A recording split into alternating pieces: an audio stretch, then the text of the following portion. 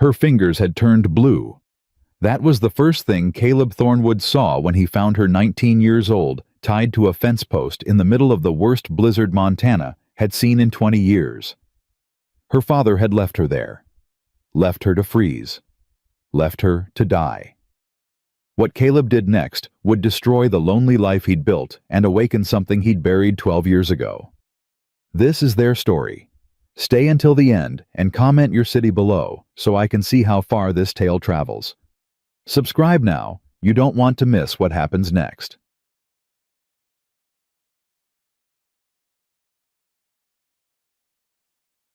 Batuoy. The screaming started just past midnight. Caleb Thornwood sat up in bed, his hand already reaching for the rifle beside his pillow. 12 years of living alone had taught him to sleep light and wake fast. He listened, heart-pounding, wondering if he'd dreamed it. Then it came again. High and thin, cutting through the howl of the blizzard like a knife through canvas. Human. Female. Terrified. He threw off his quilts and grabbed his coat, shoving his feet into boots without bothering with the laces. The cabin door fought him when he pushed it open. Snow had drifted 3 feet high against the frame. He shouldered through, gasping, as the wind hit him like a physical blow. 20 below zero, maybe colder. The kind of cold that killed livestock and froze men solid where they stood. The scream came again, and Caleb ran. He couldn't see more than 5 feet in front of him. The snow came sideways hard as buckshot, stinging his face and blinding him. He followed the sound, stumbling through drifts that reached his thighs, his lungs burning from the frozen air. "Help me! Please, God! Somebody help me!" Closer now, coming from near his eastern fence line, where the property bordered the old mining road. Caleb pushed harder, his legs screaming in protest. The voice was weakening. He could hear it fading, the screams turning to sobs, the sobs turning to whispers. "Please, please. I don't want to die." He almost ran right past her. She was tied to the fence post with rope, her arms wrenched behind her back and bound so tight the cord had cut through her sleeves into her skin. She wore nothing but a thin cotton dress, no coat, no gloves, no hat. Her dark hair was crusted with ice. Her lips had turned the color of bruises. "Jesus Christ," Caleb breathed. Her eyes opened. One of them anyway. The other was swollen shut, purple and black from a beating that couldn't have been more than a few hours old. "Please," she whispered through cracked lips. "Please don't hurt me anymore." "I ain't gonna hurt you." Caleb pulled his knife from his belt, sawing at the frozen rope. "I'm cutting you down. That's all. Just cutting you down." He said someone would find me. Find a use for me. Or the cold would... She couldn't finish. Her teeth were chattering so hard, she could barely form words. Who did this? The rope parted, and she collapsed forward. Caleb caught her before she hit the snow, shocked by how light she was. Like holding a bird. Like holding something already half dead. "Who the hell did this to you?" "My father." 2 words. Quiet as snowfall. Heavy as stone. Caleb lifted her without another word and started back toward the cabin. She didn't fight him, couldn't have even if she'd wanted to. Her body had gone limp, surrendering to exhaustion and cold, and the simple fact that fighting hadn't saved her before and wouldn't save her now. The cabin appeared through the white chaos of the storm. Caleb kicked the door open and carried her inside, laying her down on the rug in front of the wood stove. He threw more logs on the fire, stoked it until the flames roared, then knelt beside her and started checking for frostbite. Her fingers were the worst. Blue-white waxy, the skin already starting to blister. "I need to warm these up," he said, keeping his voice low and steady. Same tone he used with spooked horses. "It's gonna hurt. Gonna hurt bad. But if I don't, you'll lose them. You understand?" She nodded barely. Caleb filled a basin with lukewarm water. Not hot, never hot, that would do more damage, and gently submerged her hands. She screamed when the feeling started to return, a sound that would haunt him for weeks. But she didn't pull away. didn't beg him to stop. Tough, he thought. Whoever she was tough. "What's your name?" he asked when the worst of it had passed. "Clara." Her voice was steadier now, though still thin. "Clara Weston." "All right, Clara Weston. I'm Caleb Thornwood. This is my ranch. You're safe here." Safe. She laughed, and it was the saddest sound he'd ever heard. "I don't reckon I know what that word means anymore." "Then you'll learn." He went to the kitchen and heated water for coffee, adding extra sugar. When he brought her the cup, she wrapped both hands around it like it was the most precious thing in the world. "Thank you," she whispered. "Don't thank me yet. You need to tell me what happened. Who did this to you and why?" Clara stared into her coffee. The fire crackled. Wind howled outside, rattling the windows. "My pa," she said finally. "Ezra Weston. He's a miner. Was a miner before he lost his job. Before he started drinking. Before he started gambling." She paused. "Before he sold me." Caleb went very still. "Sold you?" "To pay his debts. Man named Silas Blackwood owns the mine, the saloon, half the buildings in Elkhorn. Pa owed him near $300. Couldn't pay. So Blackwood said he'd take me instead." Her hands tightened on the cup. "Said I'd work off the debt. Said I'd be his property." "And your father agreed to this?" "My father dragged me out of bed at midnight, tied my hands, and drove me out here in his wagon. When I wouldn't stop fighting, he—" She touched her swollen eye. "He hit me until I couldn't fight anymore. Then he tied me to that fence and drove away. Left you to die. Left me to choose. Freeze to death or walk to Blackwood's place and give myself up. He figured the cold would break me. Make me decide slavery was better than dying." Clara looked up at Caleb, and there was something fierce in her one good eye. "He was wrong." "How long were you out there?" "Don't know. Hours.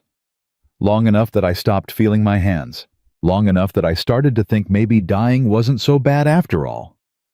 Caleb stood up and walked to the window, staring out at the white nothing of the storm. His jaw was clenched so tight his teeth ached. "This Blackwood," he said without turning around. "He know where your father left you?" "Probably not. Pa was supposed to deliver me to his place directly. When I didn't show up, Blackwood would have figured I ran. Or died." "Your father? He coming back?" "I don't know. He was drunk. He's always drunk now. But when he sobers up and Blackwood starts asking questions—" She trailed off. Caleb turned to face her. "Then he'll come looking." "Yes. And this Blackwood, what kind of man is he?" Clara's expression hardened. "The kind who owns people.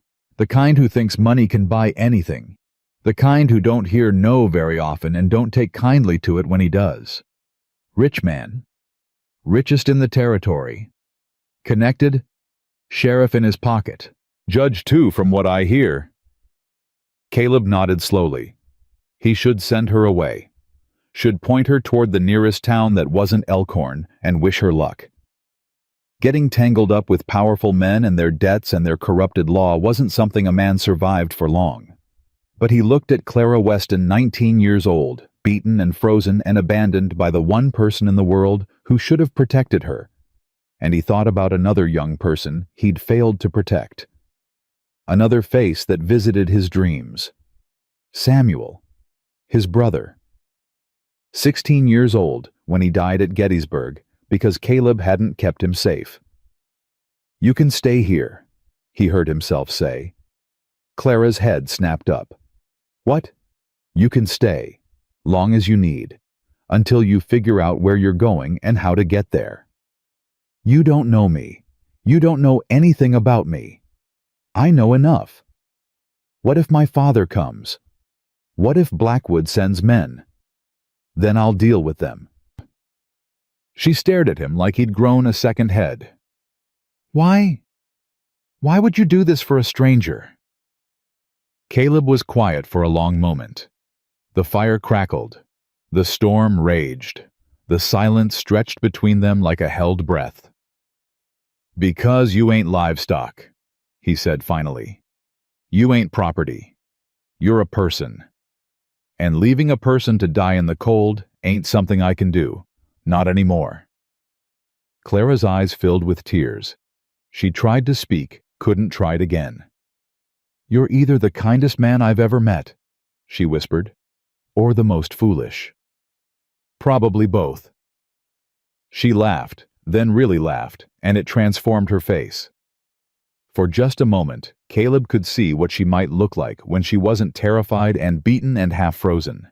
Pretty, young, full of life that her father and Blackwood and the whole cruel world had tried to stamp out. Get some sleep, he said gruffly, uncomfortable with the warmth spreading through his chest. You can have the bed. I'll take the floor by the fire.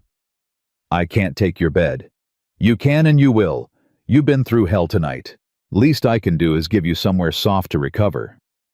Clara opened her mouth to argue, then seemed to think better of it. She stood on shaky legs, and Caleb moved to steady her, his hand gentle on her elbow. The bedroom's through there, he said, pointing. Extra quilts in the chest if you get cold. There's a chamber pot under the bed if you need it. Don't try to go outside for anything, storm's too bad and you're too weak. Mr. Thornwood. Caleb, just Caleb. Caleb. She tested the name like it was something fragile.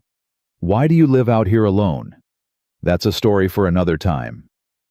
Fair enough. She hesitated at the bedroom door, looking back at him. I don't know how to thank you. I don't know how to...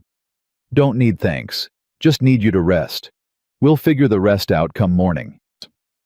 She nodded, disappeared into the bedroom, and closed the door softly behind her. Caleb stood alone in his cabin, listening to the storm outside and the quiet sounds of Clara settling into his bed. He should feel intruded upon, should feel his carefully constructed solitude crumbling around him. Instead, he felt something he hadn't felt in 12 years. Purpose. He pulled a chair close to the fire and settled in to keep watch. Outside, the blizzard raged on. Inside, a broken girl slept in his bed, and a broken man sat guard in the darkness, both of them wondering if morning would bring salvation or destruction. Mud. Clara woke to silence. The storm had passed. Pale winter light filtered through the frost-covered window, and for a long, disorienting moment, she didn't know where she was.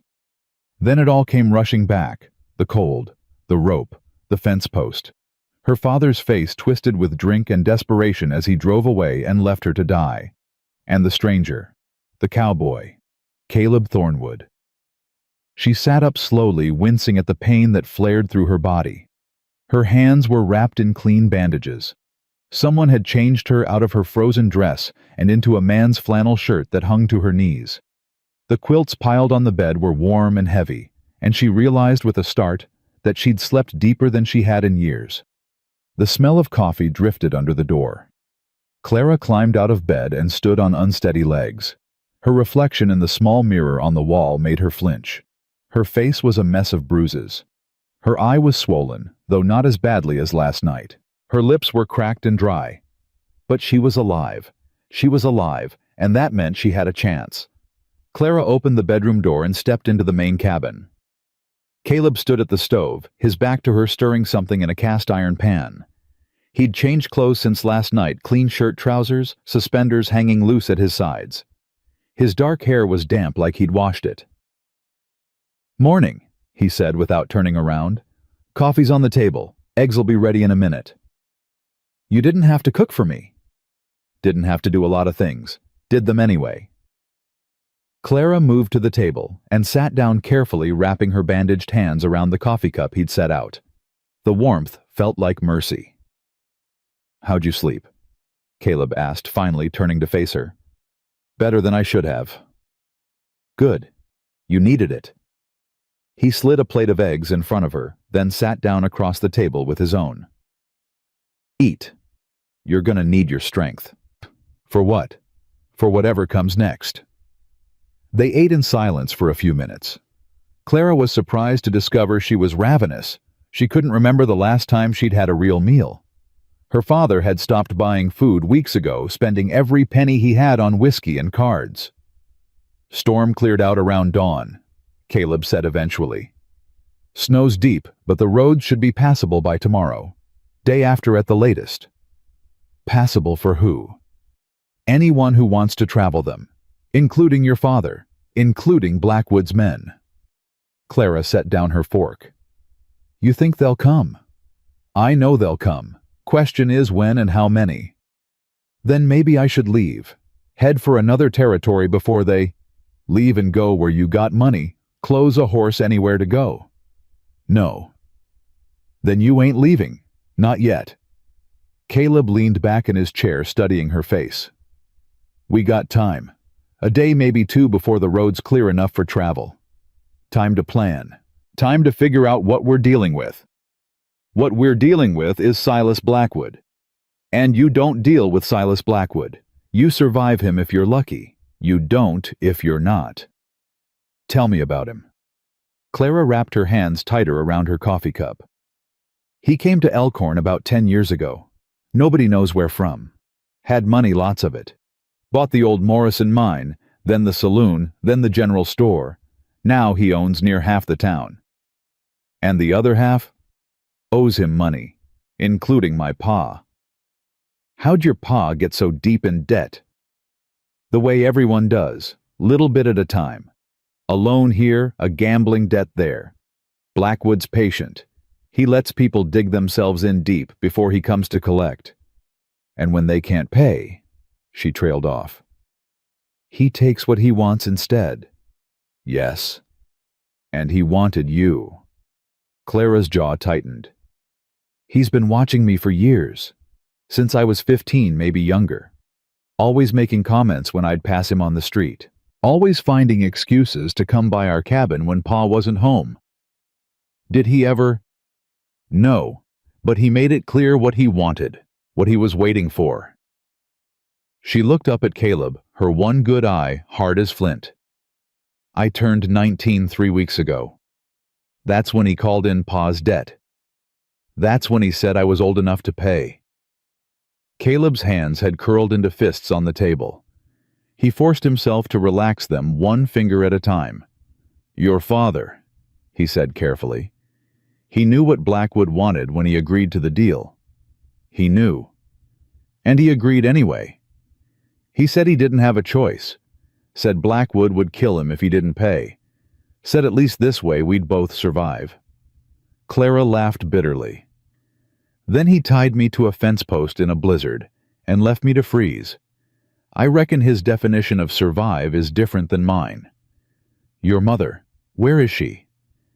Dead. 8 years now. Consumption. Clara's voice softened. She was the only thing keeping Pa human. After she passed, he just disappeared. Into the bottle. Into his own grief. Left me to take care of everything. You've been taking care of that man since you were 11 years old. Someone had to. And he repaid you by selling you to a monster. He repaid me by teaching me that family don't mean nothing. Blood don't mean nothing. The only person you can count on in this world is yourself. Caleb stood abruptly and walked to the window, staring out at the white expanse of his property. The snow had transformed everything, burying fences and smoothing out the rugged landscape into rolling drifts of pure white. My brother's name was Samuel, he said quietly. Clara looked up, surprised by the sudden shift. He was 3 years younger than me, 16 when he died. Gettysburg. Caleb's voice was flat, controlled, but Clara could hear the pain underneath. I joined up when I was 18. Union Army. Told myself I was fighting for something that mattered. Samuel wanted to come with me. I said no. Told him he was too young, too stupid, too reckless. But he came anyway. Lied about his age. Enlisted in a different regiment. I didn't even know he was there until the battle was over and they were counting the dead. Caleb's hand pressed against the cold glass of the window. Found him in a field. Took me 3 hours to find him walking among the bodies. He'd been shot through the chest. Probably died quick, they told me. Probably didn't suffer. I'm sorry. After that I couldn't go home. Couldn't face my ma and pa. Couldn't tell them I'd let their youngest son follow me into hell and hadn't even known it until he was dead. He turned to face her. I came out here instead, built this place, spent 12 years trying to outrun my own guilt. Did it work? No. He moved back to the table and sat down across from her. But it taught me something. When you fail someone, when you let them down, the weight of it don't ever go away. It stays with you, gets heavier every year. Only way to carry it is to make sure you don't fail the next person, the next time. Clara understood then. Understood why this stranger had cut her down from a fence post in the middle of a blizzard. Understood why he'd brought her into his home, fed her, given her his bed. She wasn't just a girl he'd saved. She was a second chance. I ain't your brother, she said softly. No, but you needed help, and I was here. That's enough. Caleb leaned forward, his pale blue eyes intense. I couldn't save Samuel, couldn't protect him. But I can protect you, Clara Weston, if you'll let me. Why should I trust you? I trusted my pa, and look where that got me. You shouldn't trust me, not yet. Trust is earned, not given. But I'm asking you to give me a chance, to stay here, to rest, to let me help you figure out what comes next, that's all. Clara looked at this man, this stranger, and saw something she hadn't seen in a long time. Sincerity, plain and simple and honest. All right, she said, I'll stay. For now. For now is enough. Bam. The day passed quietly. Caleb showed Clara where everything was, the pump for water, the root cellar for food, the woodpile behind the cabin. He gave her clothes from an old trunk, things that had belonged to a woman once, though he didn't say who. Clara didn't ask. She spent the afternoon by the fire wrapped in quilts watching Caleb work. He was constantly moving, mending, tack, checking supplies, reinforcing the shutters against the cold. A man who couldn't sit still. A man running from his own thoughts. You ever think about leaving? She asked as the sun began to set. This place, no. Built it with my own hands. Buried my brother's memory under that big pine out back. Brought his ashes all the way from Pennsylvania after the war. He paused in his work. This is home. Only one I got. Must get lonely. Sometimes. But lonely is better than the alternative. What's the alternative? Letting people in, getting attached, then watching them leave one way or another. Clara pulled the quilts tighter around her shoulders. That's a sad way to live. Maybe, but it's safe. Safe ain't living. Safe is just surviving. Caleb looked at her, then really looked at her, and something flickered in his eyes. Recognition, maybe, or surprise. You're pretty wise for 19, he said. Grew up fast. Didn't have much choice. He nodded slowly, then went back to his work. But Clara noticed his movements were slower now, more thoughtful, like her words had cracked something open inside him. Night fell hard and fast. The temperature dropped until the windows crackled with frost, and the fire had to be stoked every hour to keep the cabin warm. Clara was helping Caleb wash the dinner dishes when she heard it. Hoofbeats, faint but growing closer. More than one horse. Caleb's head snapped up. He was moving before Clara could speak, grabbing his rifle from the rack above the fireplace, checking the load with practiced efficiency. Get in the bedroom, he said quietly. Don't come out no matter what you hear. Caleb. Now Clara. She went, her heart pounding so hard she could feel it in her throat. She closed the bedroom door and pressed her ear against the wood, listening. The hoofbeats stopped outside the cabin. A moment of silence. Then a voice, slurred and familiar, cut through the cold night air. Rosalie, Rosalie, I know you're in there. Her father. He'd called her by her mother's name. He always did when he was drunk enough to forget. Clara. He corrected himself. Clara, you come out here right now. She heard Caleb open the front door, heard him step out onto the porch. Help you. Caleb's voice was calm, steady, dangerous in its quietness. You got my daughter in there. Ezra Weston's words were thick with whiskey. I seen the tracks leading to your door. I know she's here. Depends. You the one who tied her to my fence and left her to freeze. A pause. Clara could imagine her father's face, surprised that someone knew, angry that someone cared. That ain't none of your concern. She's my daughter. My property. I got rights.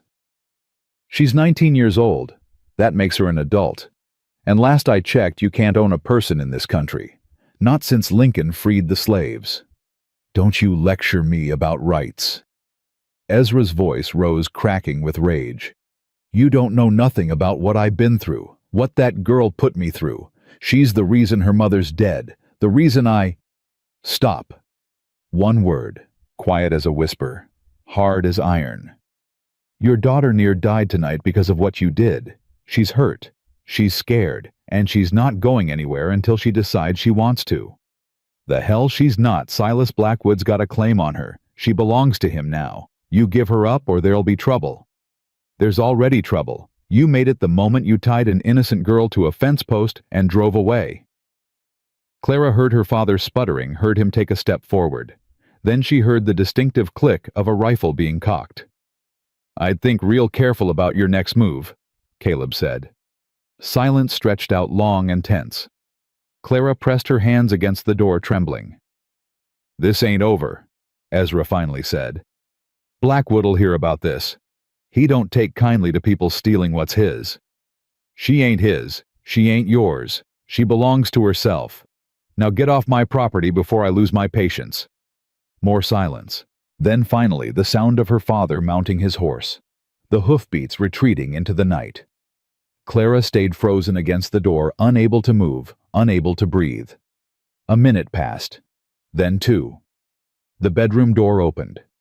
Caleb stood there, rifle still in his hand, his face unreadable. He's gone, he said. He'll come back. Probably. With Blackwood and whoever else they can scrape together. Then I should leave, before people get hurt because of me. Clara. Caleb set the rifle down and stepped closer. Look at me. She raised her eyes to his. Your father left you to die. This Blackwood wants to own you like property. Neither of them deserve a single thing from you. Not your obedience, not your sacrifice, not your guilt. But if you get hurt, then I get hurt protecting someone worth protecting. That's my choice, not yours to make for me. Tears spilled down Clara's cheeks. She couldn't help it, couldn't stop them. I don't understand, she whispered. Why would you do this? Risk everything for a stranger. Caleb was quiet for a moment. Then he reached out and gently took her bandaged hands in his. Because 12 years ago I failed someone who needed me. I've been living with that failure every day since. Carrying it. Drowning in it. He met her eyes. You're my chance to do something right. To be the person I should have been for Samuel. I ain't letting you go without a fight. Clara looked at this man, this lonely cowboy, with his haunted eyes and his careful kindness, and felt something shift inside her chest. Hope. Small and fragile and terrifying, but there nonetheless. All right, she said softly. We fight. Caleb nodded. Something like a smile touched his lips. We fight. Outside, the winter wind howled across the frozen prairie. Inside, two broken people stood together in the firelight, making a pact that would change both their lives forever. The storm was over. But the real battle was just beginning. Temporarily. The next 3 days passed in a strange kind of quiet. Clara's bruises faded from purple to yellow, and the feeling returned fully to her fingers, though they ached when the temperature dropped. She moved through Caleb's cabin like a ghost, at first uncertain of her place, apologizing every time she touched something or sat in a chair that wasn't hers. Caleb noticed, but said nothing. He gave her space, let her find her own rhythm in the small cabin they now shared. He cooked breakfast. She insisted on cooking dinner. He chopped wood. She mended his shirts with needle and thread she found in an old sewing box. On the third morning, Clara woke before dawn and found Caleb already up, standing at the window with his rifle across his chest. Something wrong? She asked, her voice thick with sleep. Riders, 3 of them, coming up from the south road. Clara's stomach dropped. She moved to the window and peered out into the gray pre-dawn light. 3 figures on horseback, still distant, but approaching steadily. Blackwood? Can't tell yet. Could be anyone. But his grip on the rifle said he didn't believe that. What do we do? You stay inside, away from the windows. I'll handle whoever it is. Caleb? Clara. He turned to face her, and his expression was hard. These men, whoever they are, they're coming here because of me. Because I took something they think belongs to them. That makes this my fight. I ain't something. I'm someone. I know that. But they don't. And until they learn different, you need to let me deal with them. Clara wanted to argue, wanted to tell him she wasn't some helpless damsel who needed protecting. But she saw the look in his eyes, the same look he'd had when he told her about Samuel, and she understood. This wasn't about her being weak. This was about him needing to do something right. Fine, she said. But if things go bad, I'm coming out. If things go bad, you run. Out the back through the trees down to Miller's Creek. There's an old trapper's cabin about 2 miles south. You hole up there until it's safe. I ain't leaving you. You will if I tell you to. Their eyes locked. Neither looked away. We'll see, Clara said finally. Caleb almost smiled. Almost. The riders drew closer. Clara retreated to the bedroom, but left the door cracked, watching through the narrow gap as Caleb stepped out onto the porch. The lead rider was a big man on a black horse, well-dressed in a way that seemed wrong for the frontier. Behind him rode 2 others, rough-looking men with guns on their hips and expressions that said they knew how to use them. Morning. Caleb said, his voice carrying clear across the frozen air. Help you gentlemen with something. The big man dismounted. He was older than Clara had expected, 50s maybe, with silver hair slicked back and a face that might have been handsome once before greed and cruelty carved deep lines into it. Silas Blackwood. Had to be. Mr. Thornwood, I presume. Blackwood's voice was smooth as oil. I don't believe we've had the pleasure. Can't say we have. My name is Silas Blackwood. I own the Elkhorn mine, among other enterprises. I know who you are. Then you know why I'm here. Blackwood smiled, but it didn't reach his eyes. I believe you have something that belongs to me. I don't have anything that belongs to anyone but myself. Now, let's not play games. Blackwood stepped closer, his boots crunching on the frozen ground. Ezra Weston owes me a considerable debt. In lieu of payment, he offered me his daughter. A business arrangement, nothing more. But it seems the girl has wandered off. She didn't wander. Her father tied her to my fence in the middle of a blizzard and left her to die. Something flickered in Blackwood's expression. Surprise, maybe. Or annoyance that his version of events had been contradicted. A misunderstanding, I'm sure. Ezra can be impulsive, especially when he's been drinking. But that doesn't change the fact that he and I have an agreement. Clara Weston is my property now, and I've come to collect. She ain't property, she's a person. A person who belongs to me. Nobody belongs to you, Blackwood. Not in this country. Not anymore. Blackwood's smile thinned.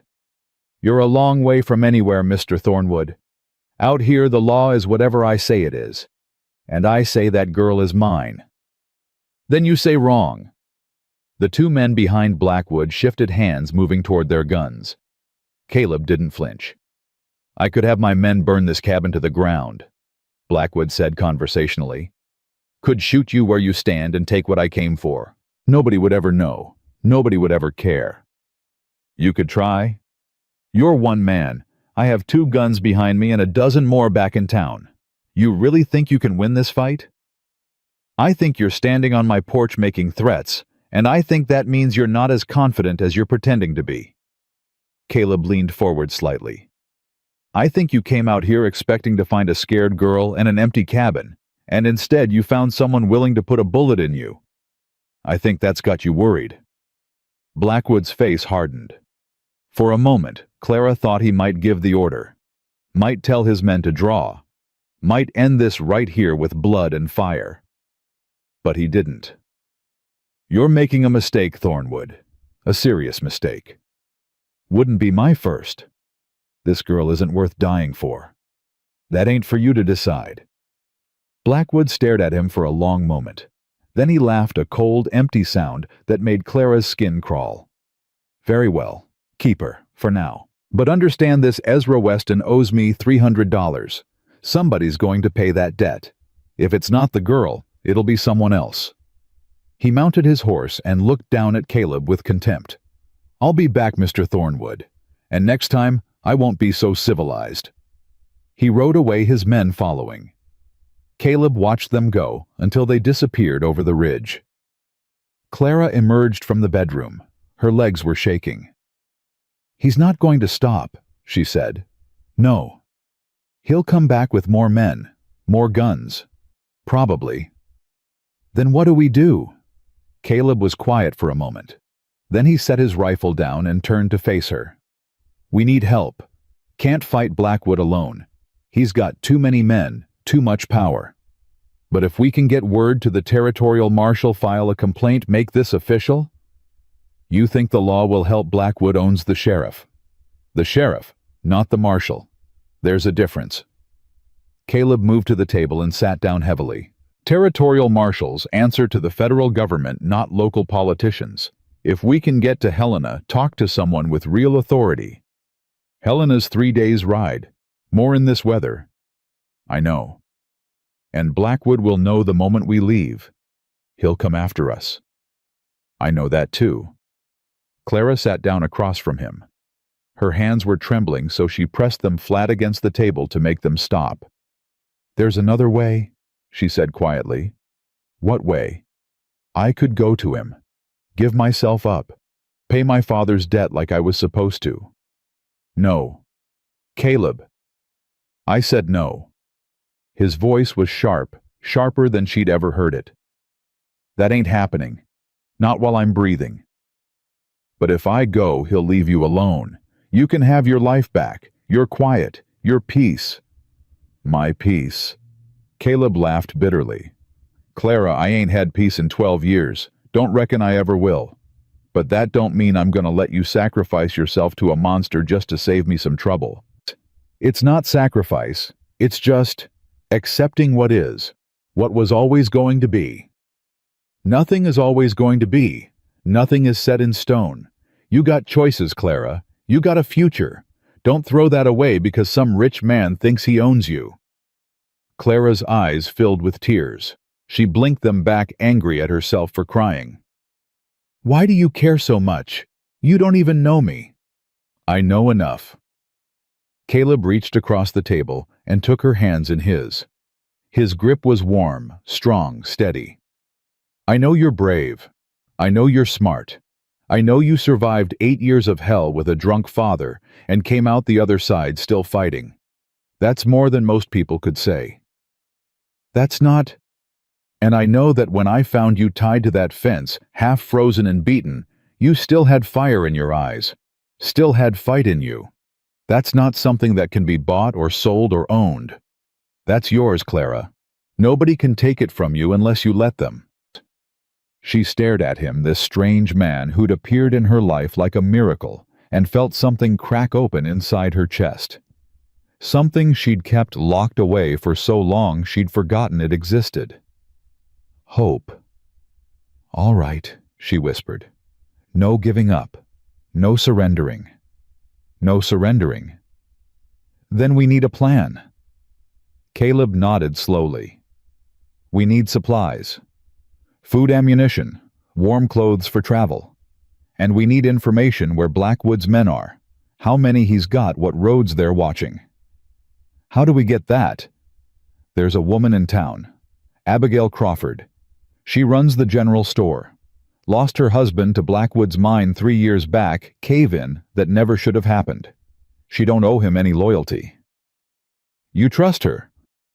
Enough to ask for help. Clara considered this. When do we go? Tomorrow. First light. The road should be clear enough by then. And if Blackwood's men are watching, Then we'll deal with them. Clara looked at Caleb. Really looked at him and saw something she hadn't noticed before. Beneath the hardness, beneath the careful control, there was fear. He was scared same as her. Scared of failing again, of losing someone else, of proving that all his years of isolation had been for nothing. But he was doing it anyway. Fighting anyway. For her. "Thank you," she said softly. "For what?" "For not giving up on me. For treating me like I matter." "You do matter, Clara. More than you know." They sat in silence for a while, hands still clasped across the table. Outside, the wind picked up, sending snow swirling against the windows. But inside, the fire crackled, and the cabin was warm, and for the first time in longer than she could remember, Clara Weston felt like she might actually survive this. The ride to Elkhorn took most of the day. Caleb had given Clara one of his spare coats too big for her, but warm, and she rode the smaller of his two horses, a gentle mare named Dusty, who seemed to understand that her rider was inexperienced and needed patience. They approached the town from the north, avoiding the main road where Blackwood's men were most likely to be watching. Elkhorn was smaller than Clara had expected, just a handful of buildings clustered around a muddy main street, dominated by the mine works that sprawled across the hillside to the west. "Stay close," Caleb said as they rode in. "Don't talk to anyone unless you have to." "I know how to keep my head down." "I don't doubt it." The general store was a squat wooden building near the end of Main Street, its windows grimy with coal dust. A hand-painted sign above the door read, "Crawford's Mercantile," in faded letters. They tied their horses outside and went in. A bell jangled overhead. The woman behind the counter was in her 60s, gray-haired and stern-faced, with the kind of eyes that had seen too much and stopped being surprised by any of it. She looked up when they entered, and her expression shifted from bored to interested. "Caleb Thornwood," she said. "Haven't seen you in town in months." "Mrs. Crawford, been busy." "I'll bet." Her eyes moved to Clara, taking in the fading bruises, the borrowed clothes, the way she stood slightly behind Caleb, like she was using him as a shield. "And who's this?" "Clara Weston, Ezra's daughter." Something flickered in Mrs. Crawford's face. "I heard about that. Heard Ezra sold her to Blackwood to pay his debts. Heard she ran off." "She didn't run. Ezra tied her to my fence in the middle of the blizzard and left her to freeze." Mrs. Crawford's expression hardened. "That don't surprise me. Ezra Weston's been worthless since his wife died, but leaving his own daughter to die?" She shook her head. "There's a special place in hell for men like that." "Yes, ma'am." "And you took her in, knowing what Blackwood would do. Seemed like the right thing." Mrs. Crawford studied him for a long moment. Then she nodded slowly. "You always were a fool, Caleb Thornwood, but you're the good kind of fool, I suppose." She came around the counter. "What do you need?" "Information, supplies, and maybe a way to get to Helena without Blackwood's men catching us." "Helena, you're going to the territorial marshal, if I can. That's a dangerous play. Blackwood's got eyes everywhere." "I know, but it's the only play we've got." Mrs. Crawford was quiet for a moment, thinking. Then she gestured toward the back of the store. "Come with me, both of you." She led them through a storeroom stacked with barrels and crates, then through a heavy door into a small living space behind the shop. It was modest but clean, a bed, a table, a wood stove with a kettle warming on top. "Sit," she said. "I'll make coffee." They sat. Clara looked around the room, noting the photograph on the wall. A man in his 40s, serious-faced, standing in front of the mine works. "Your husband?" she asked. "Thomas. Died in the collapse of 76. Mrs. Crawford's voice was matter-of-fact, but there was pain underneath. "Blackwood said it was an accident, said the support beams failed on their own. But Thomas knew those mines better than anyone. He'd been warning Blackwood for months that the tunnels weren't safe. Blackwood didn't want to spend the money to shore them up." "I'm sorry." "Don't be sorry for me. Be sorry for yourself." Mrs. Crawford poured coffee and set cups in front of them. You've made a powerful enemy, girl.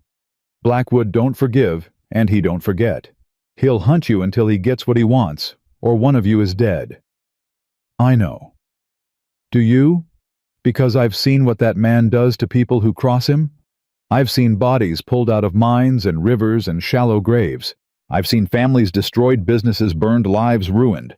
Blackwood ain't just rich, he's evil, pure and simple. Clara felt the fear rising in her chest, but she pushed it down. Then help us stop him. Mrs. Crawford looked at her with something like surprise. Stop him, girl. You can't stop a man like Blackwood. Best you can do is survive him. I've been surviving my whole life. I'm tired of it. I want to fight. Fighting gets you killed. Running gets you killed too. Just takes longer. The two women stared at each other.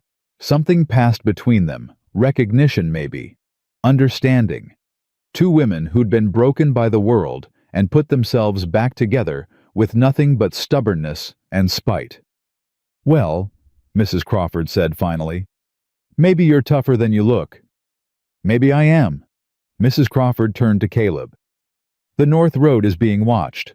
Blackwood's got men posted at the Miller's Pass checkpoint, but there's an old mining trail that runs through the hills to the west. It's rough going, barely more than a game path in some places, but it'll get you past the checkpoint without being seen. I know the trail, used it a few times when I first came to the territory. Good. Then you know it comes out near Widow's Peak, about 20 miles north of here. From there you can pick up the main road to Helena. What about supplies? I'll put together what you need. Food, ammunition, extra blankets. You can pick it up after dark, less chance of being seen. Caleb nodded. I appreciate this, Mrs. Crawford. I know you're taking a risk. I've been taking risks since the day I decided to stay in this godforsaken town. She looked at Clara. You take care of him, you hear? He's too stubborn to take care of himself. Yes, ma'am. And you? She turned back to Caleb. You take care of her. That girl's been through enough. Don't let her down. I won't. They left the back room and returned to the store. Mrs. Crawford walked them to the front door, then paused. One more thing, she said quietly. Ezra Weston's been drinking at the saloon every night since the blizzard. Blackwood's keeping him close, probably using him to track Clara's movements. If Ezra sees you in town— He won't, Caleb said. We're leaving now. They stepped out onto the boardwalk. The sun was setting, painting the sky in shades of orange and red. The street was mostly empty, but Clara felt exposed anyway, like 1,000 eyes were watching her from every shadow. Come on, Caleb said. Let's get back before it gets dark. They were halfway to their horses when a voice called out from behind them. Clara! She froze. Her heart stopped. Her breath caught in her throat. She knew that voice, had heard it every day for 19 years, had learned to fear it, to hate it, to mourn the man it used to belong to before grief and whiskey had hollowed him out. Clara turned slowly. Her father stood in the doorway of the saloon, swaying slightly, a bottle clutched in one hand. His eyes were red-rimmed, his clothes filthy. He looked like a corpse that hadn't realized it was dead yet. Clara, he said again, his voice cracking. Baby girl, you're alive. Pa, I thought the cold got you. I thought— He took a stumbling step forward. I'm sorry, baby. I'm so sorry. I didn't mean for it to go that way. I was drunk. I wasn't thinking straight. You know how I get when I'm— Stay back. Ezra stopped. Hurt flickered across his ravaged face. Clara, please. I'm your father. I love you. You left me to die. I made a mistake. A terrible mistake. But I can fix it. We can fix it together. Just come with me. Come home. Home. Clara's voice rose. What home you sold me to pay your gambling debts? You tied me to a fence in a blizzard. You hit me until I couldn't fight anymore. She was shaking now, tears streaming down her face.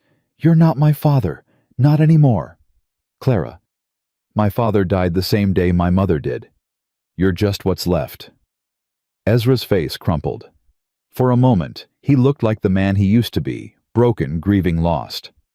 Then his expression hardened. Fine, he said. His voice had changed, turned cold and mean. You want to throw away your family, go ahead, but don't think you can run from Blackwood. He'll find you. He always finds what belongs to him. I don't belong to anyone. You belong to whoever holds your debt. And right now that's Silas Blackwood. Ezra smiled, and it was the ugliest thing Clara had ever seen. You think this cowboy can protect you? He's one man. Blackwood's got an army. You'll be back, Clara, one way or another. Caleb stepped forward, putting himself between Clara and her father. Walk away, Ezra, while you still can.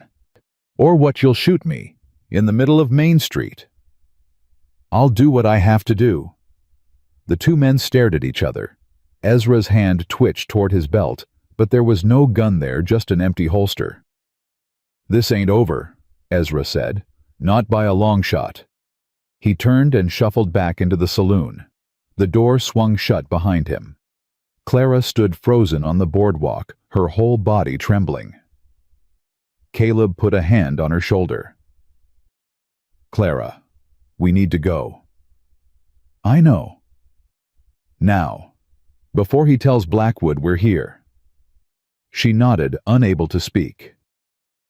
They mounted their horses and rode out of town at a speed that was just short of a gallop. Neither of them looked back. The ride back to the cabin was silent. Clara couldn't stop replaying the confrontation in her head. Her father's face, his voice, the way he'd looked at her like she was the one who'd done something wrong. When they finally reached the cabin, she dismounted and walked inside without a word. Caleb took care of the horses, then followed her in. She was sitting at the table, staring at nothing. Clara, I'm fine. No, you're not. She looked up at him, and the tears she'd been holding back finally spilled over. He was my father, she whispered. He was supposed to protect me, supposed to love me, and he sold me, like I was nothing, like I didn't matter. Caleb sat down beside her. You matter, Clara. You matter more than he ever deserved. Then why doesn't it feel that way? Why do I feel like I'm the one who failed? Because he made you feel that way. Because for 8 years he blamed you for things that weren't your fault, made you carry his grief, his anger, his weakness. Caleb's voice was gentle but firm. That's not love, Clara. That's cruelty. And you don't owe him anything for it. I know that in my head. But my heart... Your heart will catch up. Takes time. Takes distance. Takes someone showing you what you're really worth. Clara wiped at her tears. And what am I worth? Everything. Caleb reached out and took her hands in his. You're worth everything, Clara Weston. And someday you're going to believe that. I'll make sure of it.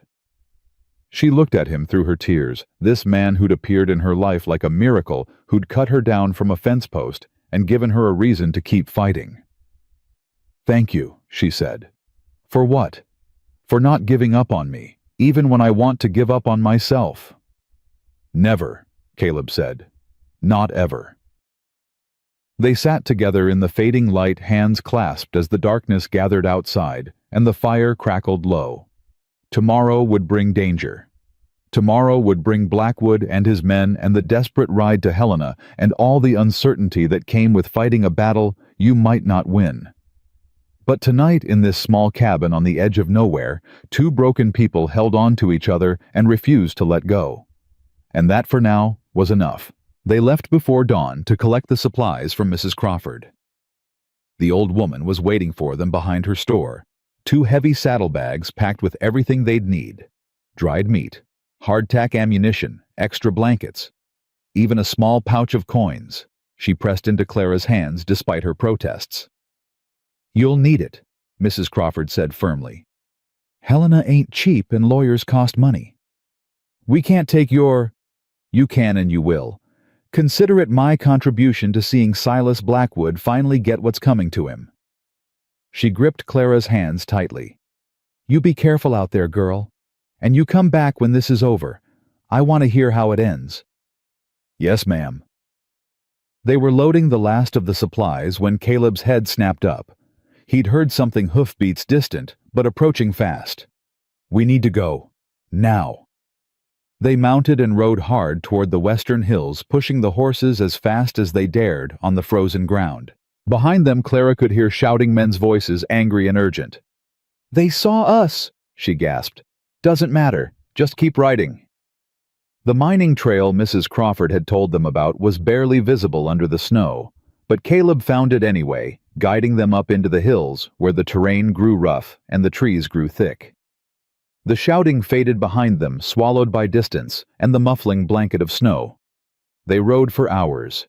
The sun climbed higher, weak and pale through the overcast sky. Clara's fingers went numb inside her gloves, and her legs ached from gripping the saddle.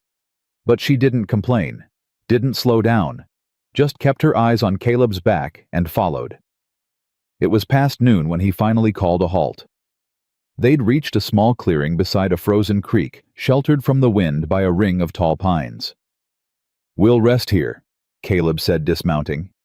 "Water the horses, eat something, then push on." Clara slid off Dusty's back, her legs nearly buckling when they hit the ground. Caleb was beside her in an instant, steadying her. "You all right?" "Just tired. I'll be fine." "You're tougher than you look, Clara Weston." "Keep telling me that. Maybe I'll start believing it." They ate in silence, chewing on dried meat and hardtack that tasted like sawdust. The horses drank from a hole Caleb broke in the creek ice. The world was quiet, almost peaceful, if you could forget that men with guns were somewhere behind them. "How much farther?" Clara asked. "To Widow's Peak." "Another day, maybe day and a half.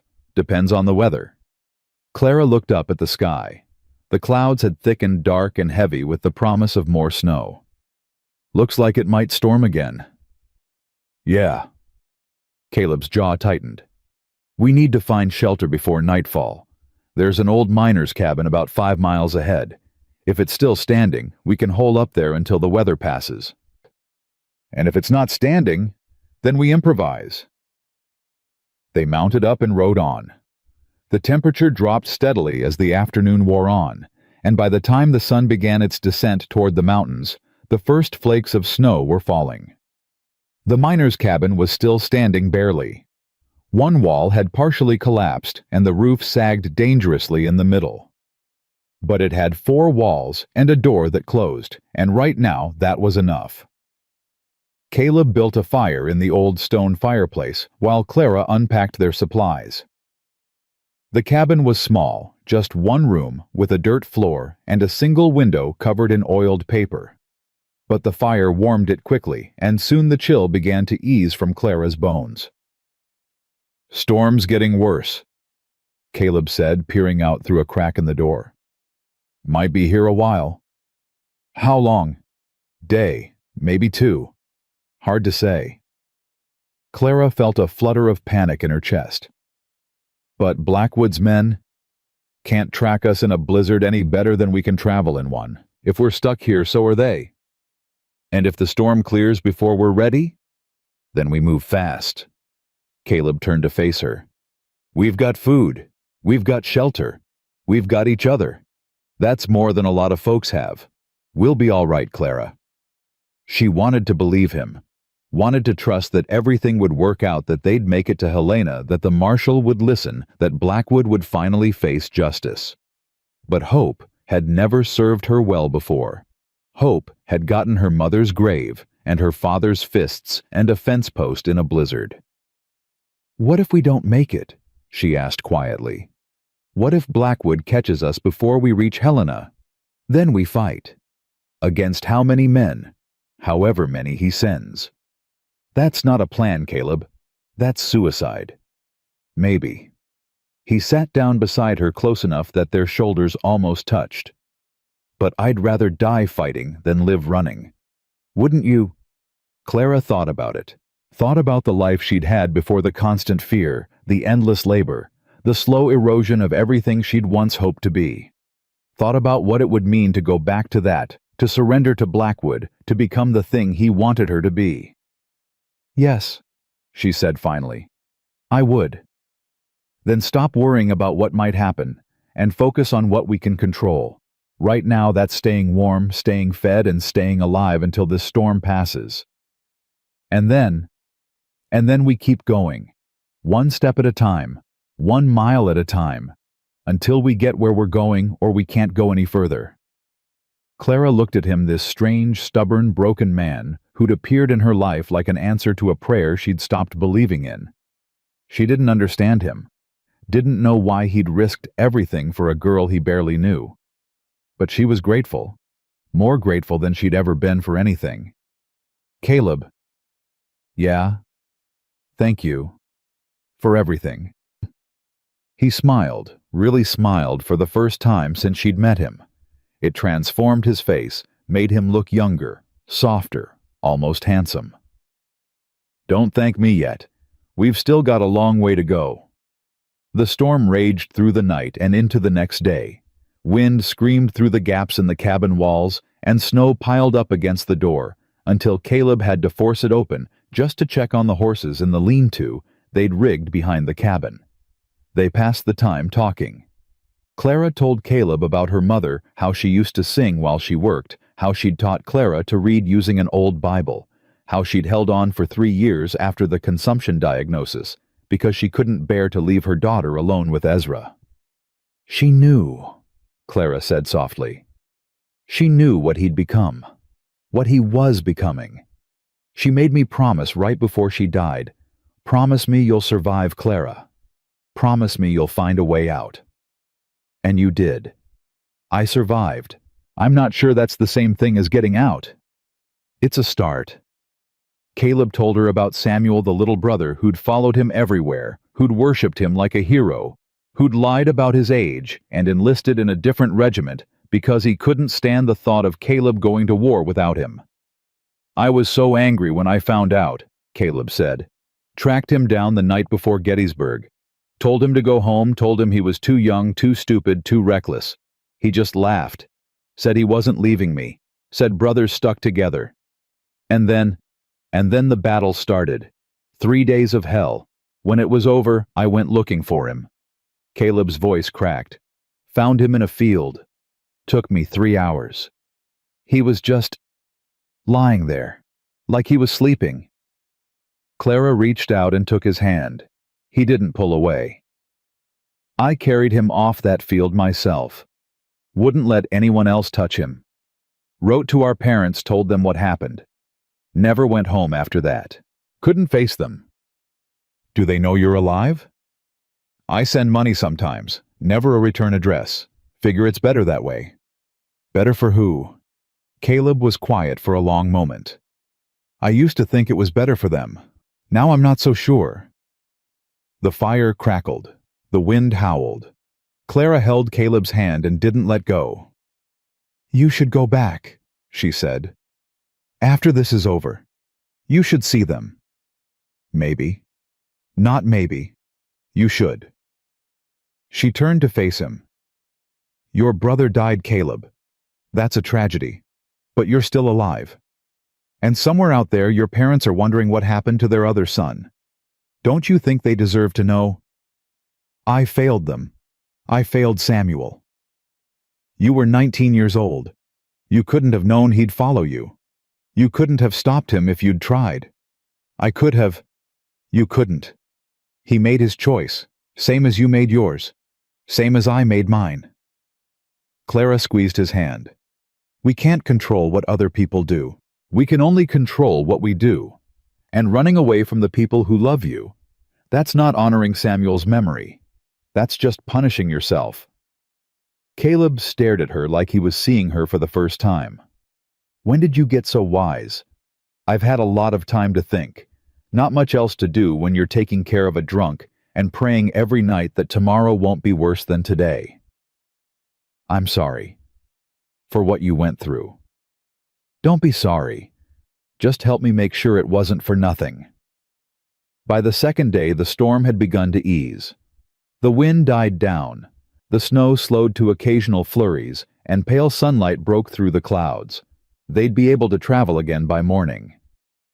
Caleb used the last of the daylight to teach Clara how to shoot. "You said your father taught you," he said, handing her his rifle. "Show me what you remember." Clara raised the rifle to her shoulder, sighted along the barrel, and squeezed the trigger. The shot went wide, kicking up snow 20 feet from the pine cone she'd been aiming at. "Not bad," Caleb said. "But you're pulling when you fire. That throws off your aim." "I know. I can feel it." "Then stop doing it." She glared at him. "It's not that simple." "Sure it is. You're anticipating the kick, so you're flinching before the gun goes off. Don't think about the kick. Don't think about anything. Just breathe, aim, and squeeze." Clara tried again. Missed again. "Better. Again." She tried again, and again, and again. By the time the light had faded completely, she'd put 3 shots within a foot of the target. "Not bad," Caleb said. "For a beginner." "I've been shooting since I was 12. "Then you should be better than this." Clara punched him in the arm. He laughed, actually laughed, and the sound was so unexpected that Clara found herself laughing too. "We should get inside," Caleb said finally. "Early start tomorrow." "Caleb." "Yeah." "Why did you really help me? And don't say it's because of Samuel. I know that's part of it, but there's something else. Something you're not telling me." He was quiet for a long moment. The last light of day painted his face in shades of gold and shadow. "When I found you tied to that fence," he said slowly, "I saw myself. Not literally. I mean, I saw what I'd become. 12 years of living alone, pushing everyone away, telling myself it was safer that way. I was as trapped as you were. I just didn't have the rope to show for it. And helping me helped you. Helping you reminded me that I'm still alive, that I still have choices, that I don't have to spend the rest of my life paying penance for sins that weren't really mine to begin with." He turned to face her. "You didn't just need saving Clara. I did too. I just didn't know it until I found you." Clara felt something shift in her chest, something warm and terrifying and impossible to name. "Caleb, we should go inside." "Caleb, wait." He stopped, turned, and Clara did something she'd never done before, something she'd never imagined herself brave enough to do. She stepped forward and kissed him. It was brief, clumsy. Her lips barely brushed his before she pulled back, her face burning with embarrassment. "I'm sorry," she said quickly. "I shouldn't have. I don't know what I was." Caleb reached out and cupped her face in his hands. His touch was gentle, almost reverent. "Don't apologize," he said. "Don't ever apologize for that." And then he kissed her back. This time it wasn't brief. This time it was slow and deep and full of all the things neither of them knew how to say. Clara felt tears streaming down her face and didn't care. Felt the cold wind biting at her skin and didn't notice. The only thing that mattered was this moment. This man. This impossible miracle she'd never dared to dream of. When they finally pulled apart, Caleb rested his forehead against hers. "Clara Weston," he said softly, "what am I going to do with you? Keep me safe, help me fight, and maybe—" She hesitated. "Maybe let me stay. After all this is over, if you want me to." "If I want you to." He laughed softly. "Clara, I've been alone for 12 years. I didn't think I'd ever want anything again. But I want you.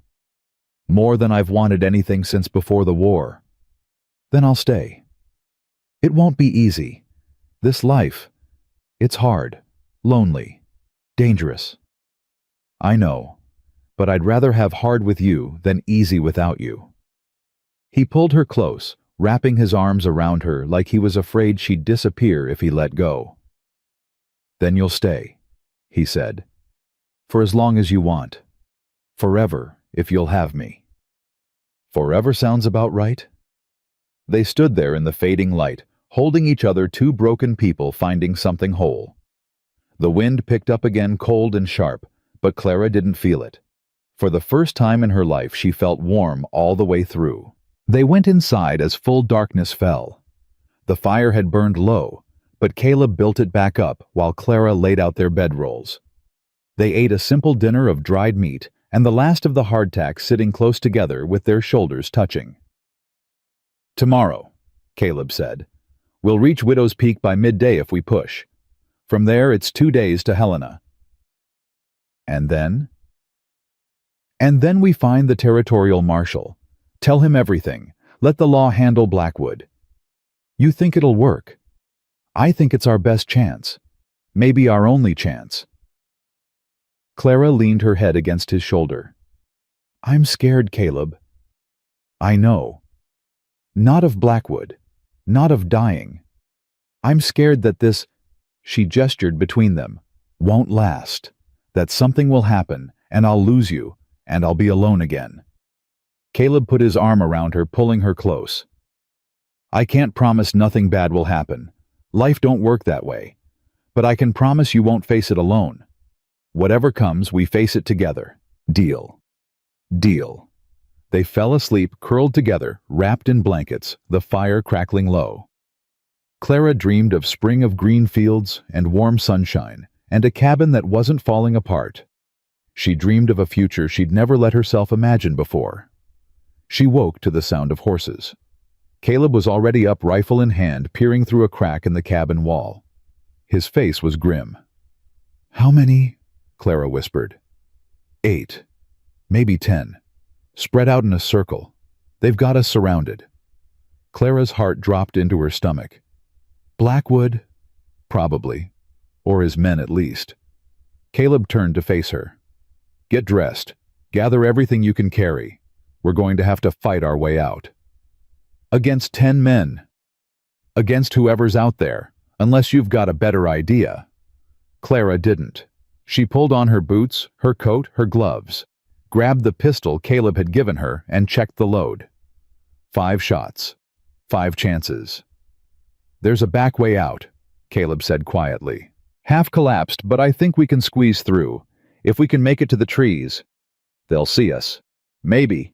But staying here is death. At least out there we've got a chance." A voice called out from the darkness. "Thornwood, we know you're in there. Send out the girl, and we'll let you live."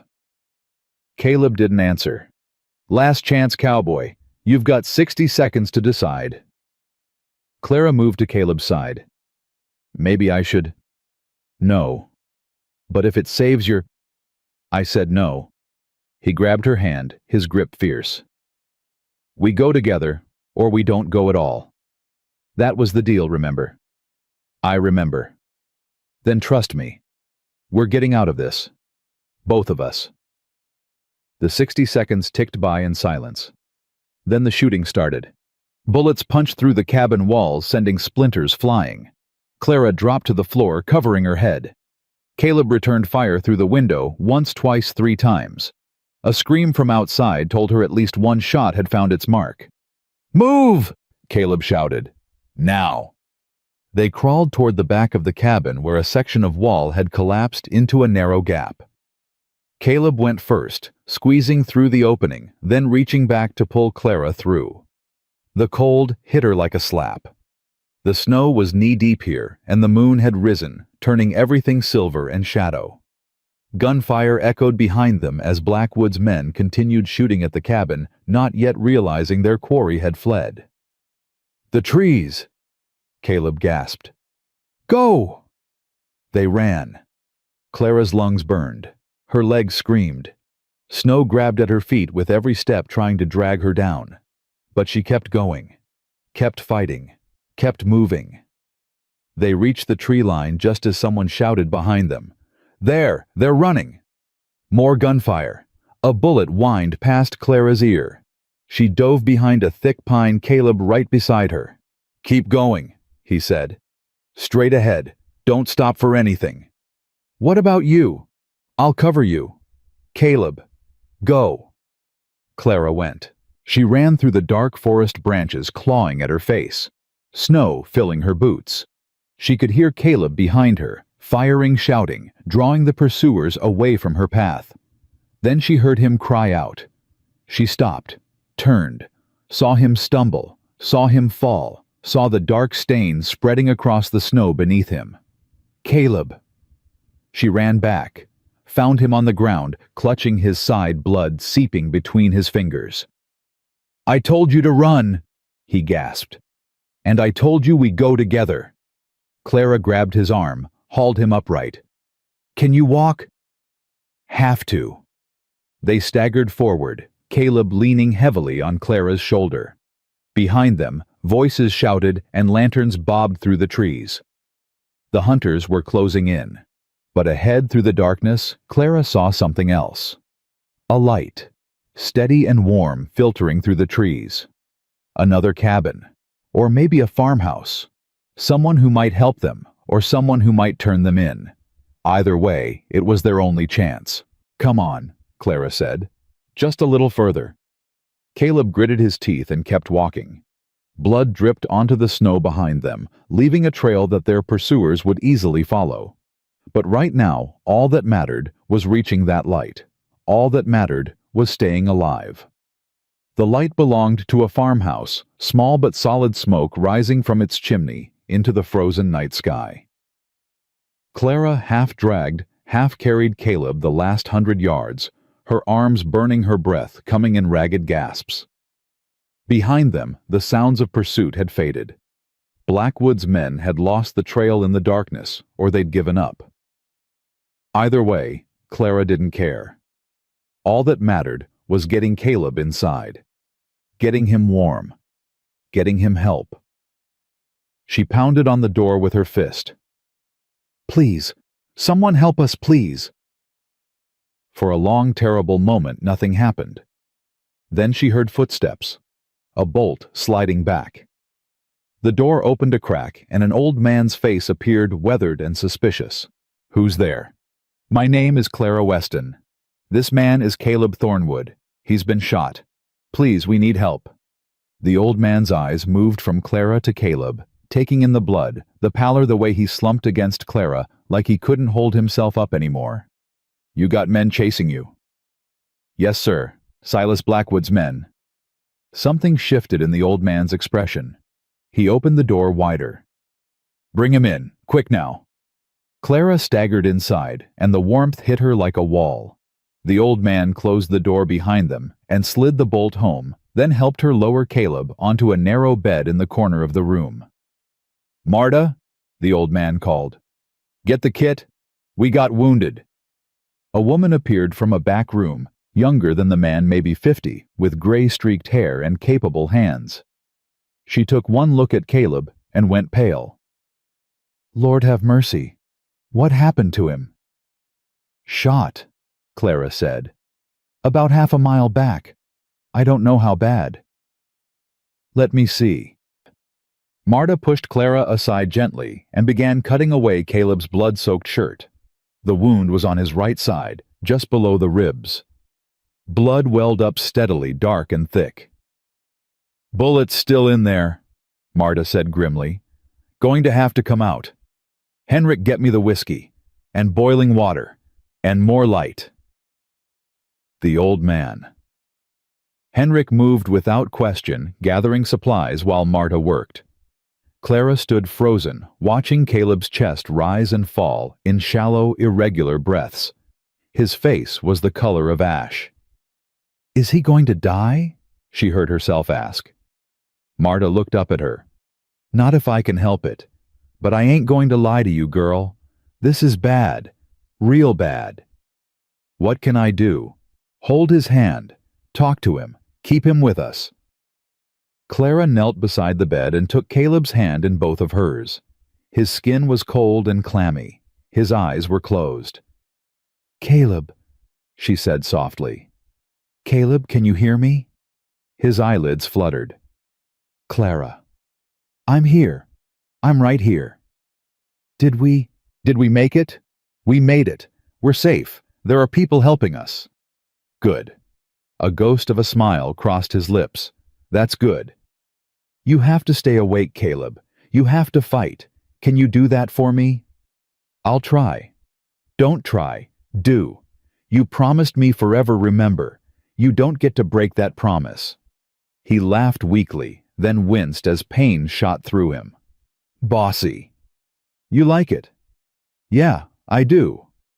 Marta returned with a bottle of whiskey and a collection of metal instruments that looked more like torture devices than medical tools. Henrik set a pot of boiling water on the table and added more wood to the fire. This is going to hurt, Marta warned. A lot. You might want to give him something to bite on. Henrik handed Clara a leather strap. She pressed it between Caleb's teeth. Hold on to me, she said. Squeeze as hard as you need to. His grip tightened on her hand. Marta poured whiskey over the wound. Caleb's whole body tensed and a muffled scream escaped around the leather strap. Then she picked up a thin metal probe and went to work. Clara didn't look away. She kept her eyes on Caleb's face, watching him fight, watching him suffer, willing him to hold on with every fiber of her being. Almost there, Marta murmured. I can feel it. Just a little more. Caleb's grip on Clara's hand was crushing. Tears streamed down his face. His body arched off the bed as Marta dug deeper. Then suddenly the tension went out of him. Marta held up a small misshapen piece of lead. Got it. Clara let out a breath she didn't know she'd been holding. Is he going to be all right? Bullet missed the vital organs. Went in clean, came out clean. Long as infection don't set in, he should pull through. Marta began stitching the wound closed with quick, practiced movements. But he's lost a lot of blood. Going to need rest. Lots of it. We don't have time for rest. Blackwood's men. Ain't going nowhere tonight, Henrik interrupted. Storm's coming in. Another big one. Nobody's traveling in that, not even Blackwood's boys. Clara looked at the window. Snow was already falling heavily, the flakes thick and fast. How long? Day. Maybe 2. Long enough for your man here to get some strength back. Clara turned back to Caleb. His eyes had closed again, but his breathing was steadier now, deeper. The color was slowly returning to his face. Thank you, she said to Marta and Henrik. I don't know how to... Don't thank us yet, Henrik said. You mentioned Silas Blackwood. That man's got a long reach and a longer memory. Helping you two might have just signed our death warrants. Then why did you... Henrik exchanged a look with Marta. Something passed between them. Old grief, old anger, old understanding. Our son worked in Blackwood's mine, Marta said quietly. Cave-in took him 3 winters back. Same cave-in that took Thomas Crawford and 6 other good men. Blackwood called it an accident. We called it murder. Mrs. Crawford, Clara said. She helped us too. Abigail's a good woman. Lost her husband same day we lost our boy. Henrik's jaw tightened. Point is, anyone fighting Blackwood is a friend of ours. Enemy of my enemy and all that. We're not just fighting him. We're trying to bring him to justice. We're heading to Helena to talk to the territorial marshal. Henrik raised his eyebrows. That's ambitious. It's necessary. Maybe so. But it's also dangerous. Blackwood's got connections in Helena too. Politicians, businessmen, men with power who owe him favors. Then what would you suggest? I'd suggest you find evidence. Hard evidence, the kind that can't be ignored or bought off. Documents witnesses something that proves Blackwood's crimes beyond any doubt. We don't have time to. You've got 2 days. Storm's not letting up before then. Henrik leaned forward. There's a man in Elkhorn. Name's Doc Whitfield. He treated the miners after the cave-in. Saw things that didn't add up, injuries that shouldn't have happened if the supports had failed. Naturally marks on the bodies that suggested the collapse was deliberate. Why hasn't he come forward? Because Blackwood owns this territory. Anyone who speaks against him ends up dead or disappeared. Doc Whitfield's got a wife and 2 little girls. He's scared. Clara thought about this. But if we could get him to testify, then you'd have a witness, a respected professional who can speak to Blackwood's negligence, maybe even his deliberate wrongdoing. Combined with your story and your man's story, it might be enough. How do we reach him? Elkhorn's a day's ride from here. Less if you know the shortcuts, and once the storm passes, I can get you there. Henrik's expression hardened.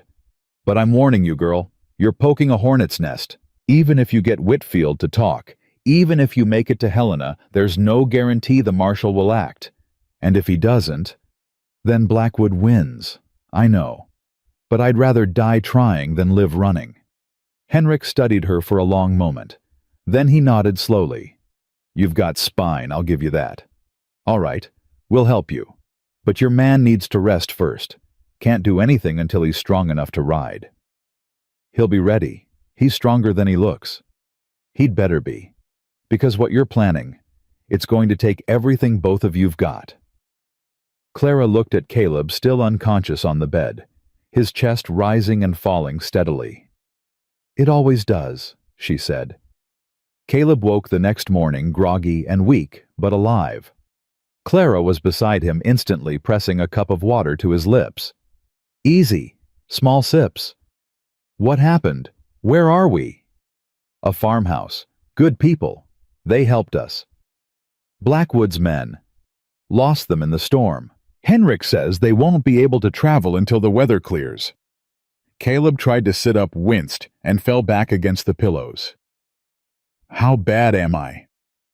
Bullet went clean through. Marta got it out. You lost a lot of blood, but she says you'll live. She a doctor. Farmer's wife.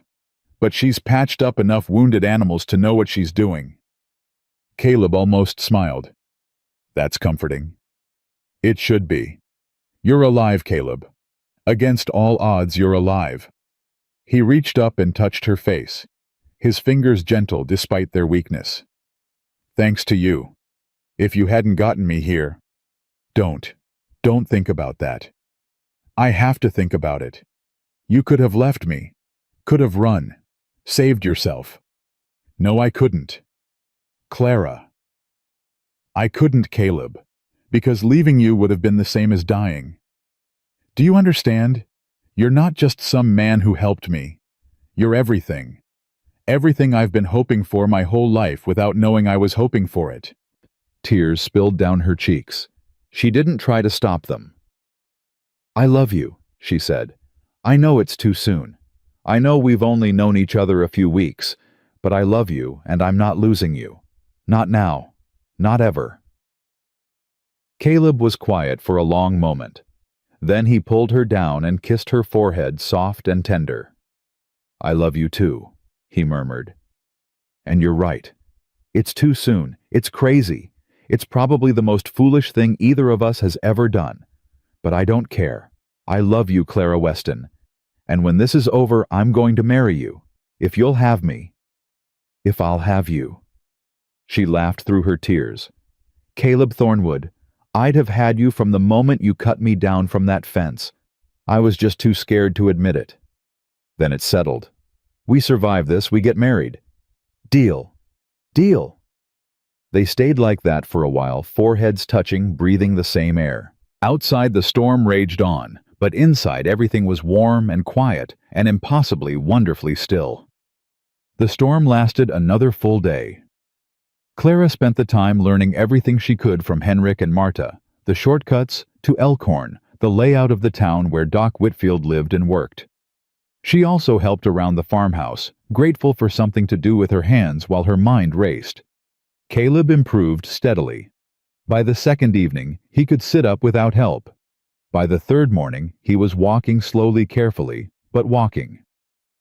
You're pushing too hard, Clara warned. We don't have time for me to take it easy. We don't have time for you to tear your stitches open either. I'll be fine. You always say that. And I'm always right. Clara rolled her eyes, but she didn't argue. She knew he was right. They couldn't wait any longer. Every day they spent here was another day Blackwood had to regroup, to plan, to prepare. The storm broke on the fourth morning. The sky was clear and blue, and the sun shone bright on the fresh snow. It would have been beautiful if Clara hadn't known what it meant. Time to move. Henrik had prepared 2 fresh horses for them, his own animals, strong and well-rested. Marta packed supplies, food, bandages, a bottle of whiskey for emergencies. "The shortcut to Elkhorn starts about a mile north of here," Henrik said as they mounted up. "Follow the creek until you hit the old logging road. Take that east for about 6 miles, and you'll come out behind the church. Doc Whitfield's place is 3 buildings down on the left." "Thank you," Clara said. "For everything. Just make sure it counts for something. Make sure Blackwood pays for what he's done." "We will." They rode out into the bright, cold morning. Clara glanced back, once saw Henrik and Marta watching from their doorway, then turned and focused on the path ahead. They reached Elkhorn by midday. The town looked different in daylight, smaller, dirtier, more desperate than Clara remembered. They tied their horses behind the church out of sight and made their way through the back alleys to Doc Whitfield's place. Caleb knocked. Footsteps inside. The door opened a crack. "Who's there?" "My name's Caleb Thornwood. This is Clara Weston. We need to talk to you about the mine collapse." The crack widened slightly. A man's face appeared 40s, bespectacled with the tired eyes of someone who'd seen too much suffering. "The mine collapse was 3 years ago, and the men who died deserve justice." Whitfield stared at them for a long moment. Then he opened the door wider. "Come in, quickly, before someone sees you." The inside of the house was modest but clean. A woman stood in the kitchen doorway, clutching 2 small girls to her sides. Whitfield's family. Clara understood immediately why he'd stayed silent. "I know why you're here," Whitfield said once they were seated. "I know what you're going to ask, and my answer is no." "Doctor." "No. I've got a wife. I've got children. Blackwood has made it very clear what happens to people who speak against him. I won't put my family at risk." "Your family is already at risk," Clara said quietly. "Every family in this territory is at risk as long as Blackwood has power. He'll keep squeezing, keep taking, keep killing until there's nothing left. Unless someone stops him. Then let someone else be that someone. There is no one else, just us. And we can't do it alone." Whitfield shook his head. "You don't understand. Even if I testified, it wouldn't matter. Blackwood would buy off the judge, intimidate the jury, make the whole thing disappear." "We're not going to local authorities," Caleb said. "We're going to the territorial marshal in Helena. Federal jurisdiction. Blackwood's influence doesn't reach that far." "You think so? His influence reaches everywhere." "Then help us reach further." Whitfield was silent. His wife stepped forward, the children still clinging to her. "Jonas," she said softly. "Maybe they're right. Maybe this is our chance." "Our chance to get killed, you mean?" "Our chance to stop being afraid." She touched his arm. "I'm tired, Jonas. Tired of looking over my shoulder. Tired of wondering when Blackwood will decide we know too much. At least this way we're fighting." Whitfield looked at his wife, at his daughters, at Clara and Caleb. The silence stretched.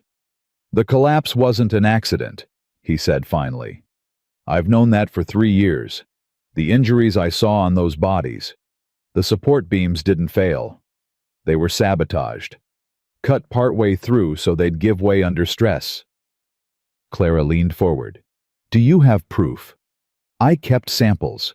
Wood shavings from the beams, photographs of the cut marks, my own medical notes detailing the inconsistencies. I've had them hidden ever since in case—" He trailed off. "In case there was ever a chance to use them. There's a chance now." "Maybe."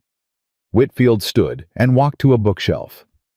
He pulled out a thick medical text, opened it, and removed a sheaf of papers hidden inside. "This is everything, if it gets into the right hands." "We'll make sure it does." Whitfield handed her the papers. His hands were trembling. "If this doesn't work, it'll work. And if it doesn't, if Blackwood comes for my family, we'll protect them, Caleb said. "Henrik and Marta, the farmers who helped us, they'll take your wife and children in. Hide them until this is over." "You'd do that. We're all in this together now. Every one of us who's been hurt by Blackwood. It's time we started acting like it." Whitfield nodded slowly. Something in his expression shifted fear, giving way to something like resolve. "All right," he said. "I'm in. What do you need me to do?" They made plans quickly. Whitfield's family would leave that night, heading for Henrik and Marta's farm. The doctor himself would travel with Clara and Caleb to Helena to testify in person before the territorial marshal. But they'd barely finished planning when the front door burst open. 3 men filled the doorway. Clara recognized 2 of them, the same men who'd been with Blackwood at Caleb's cabin. The third was new, bigger, meaner looking. "Well, well," the leader said, grinning. "Looks like we found ourselves a whole nest of rats." Caleb moved without thinking. He shoved Clara behind him, his hand going for his gun. "Don't even think about it, cowboy." The leader's pistol was already drawn, aimed at Caleb's chest. "You twitch, you die. What do you want?" "What do we want? We want the girl. And now we want the good doctor here too, seems like. Mr. Blackwood's going to be real interested to hear what y'all been discussing." "You can tell Blackwood to go to hell." The leader laughed. "Brave talk from a man with a hole in his side. How's that wound treating you, by the way? Looked pretty bad when we saw you fall." "I've had worse." "I doubt that. But you're about to." He gestured to his men. "Take them. All of them." Whitfield's wife screamed and clutched her children. The doctor stepped in front of them, his face pale but determined. "Leave my family out of this. They've got nothing to do with—" "Everyone's got something to do with it now." The leader's grin widened. "That's what happens when you consort with fugitives. Guilt by association." Clara's mind raced.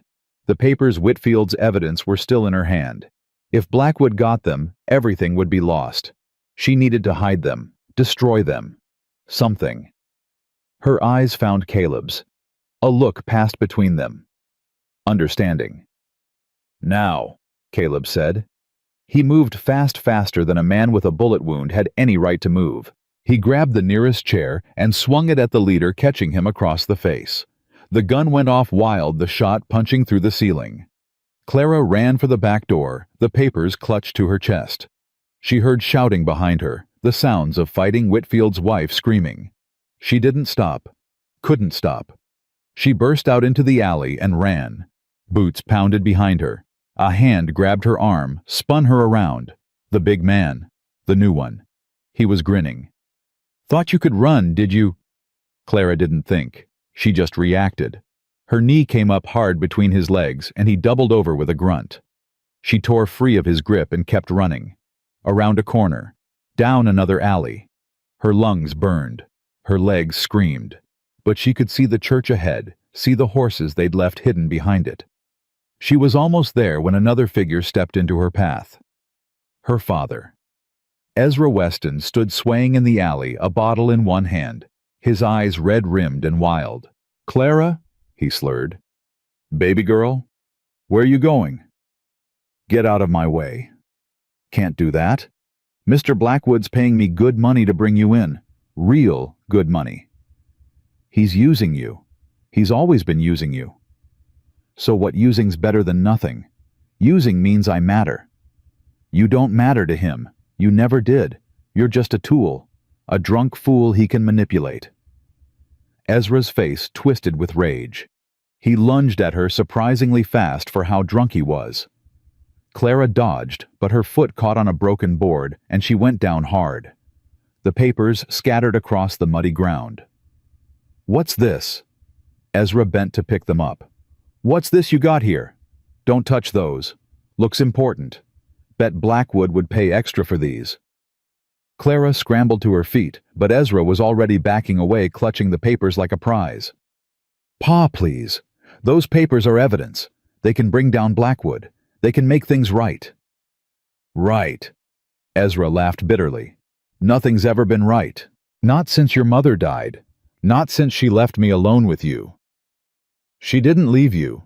She died. There's a difference." "Is there?" Either way, she's gone. Either way, I'm here. Drinking, gambling, selling my own daughter to pay my debts." His voice cracked. "You think I wanted this? You think I planned to become this? Then change. Help us. Turn those papers over to the marshal instead of Blackwood. It's too late for that. It's never too late. For you, maybe. For me." He shook his head.